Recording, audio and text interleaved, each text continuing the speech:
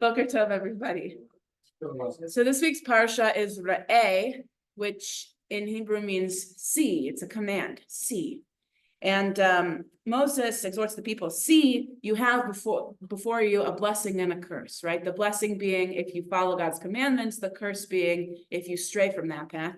But I want to point out that towards the end of the parsha, it actually has a repetition of the commandments for the Shalosh Regalim, the 3 pilgrimage festivals. So this is even before they've entered the land. This is before they've even been to Jerusalem before.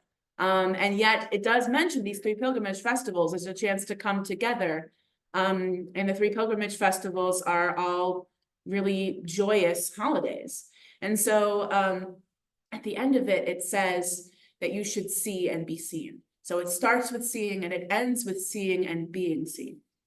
So Deuteronomy, it does have this repetition for the people who have come, the next generation after those who escaped slavery in Egypt.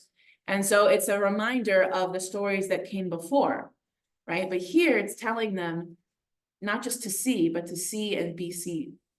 I think it's really important that it includes that because this is not about a physical seeing. I think it's about the concept of being in community, and not just being in community, but to really allow yourself to recognize another person, their value.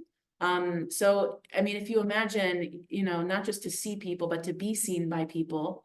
And we can compare this to maybe even our experiences during the pandemic when many of us did not get the chance to see each other in person. The joy of coming together is really palpable, especially when you consider that in those days, everyone was so spread out, right? So these 3 pilgrimage festivals were a real opportunity for everyone to come together, whether it was someone who's a long lost relative or friend, or a new friend, someone you haven't even met before. But the joy of coming in together, of seeing each other and of being seen by each other is something that is a unique experience. And it's something that we're meant to really recognize in times of joy.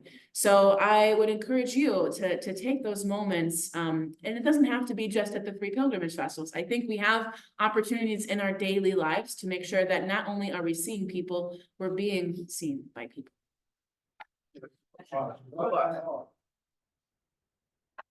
Service this evening are at 6:30? And it's a special Rosenbaum service. A Rosenbaum service?